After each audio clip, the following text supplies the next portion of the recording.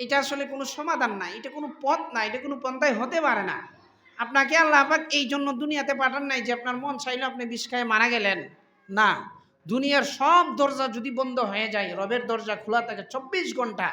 আর দুনিয়ার মধ্যে আল্লাহ পাক যত মহব্বতের মানুষ সৃষ্টি করছে, সবার কাছে যদি কোনো সমাধান নাও পান, আপনার দুঃখিনী মায়ের কাছে গেলে সেই সমাধানটা পাবেন।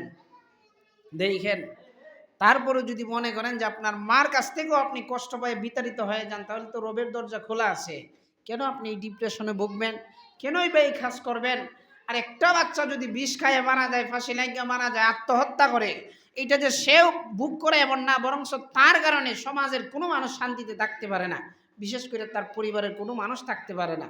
আপনি একটু চিন্তা করেন তো, আপনি একটা বিষ খাইলেন, মারা গেলেন, আপনারা যদি এখন লাশটা নিয়ে পোস্টমর্টম করে, এই লাশটা যদি পোস্টমর্টম না করা হয়, এই জন্য আপনার পরিবার কত ঝগড়া করতে হয়, কত চেয়ারম্যান, মেম্বার, এমপি, মন্ত্রীর কাছে দৌড়তে হয়। কি এমন খাম গড়ায় গেলেন যে আপনার কারণে এই মানুষগুলো এত কষ্ট হইতো? আপনি মনে করেন খুব বেশি সবার কাজ করছেন?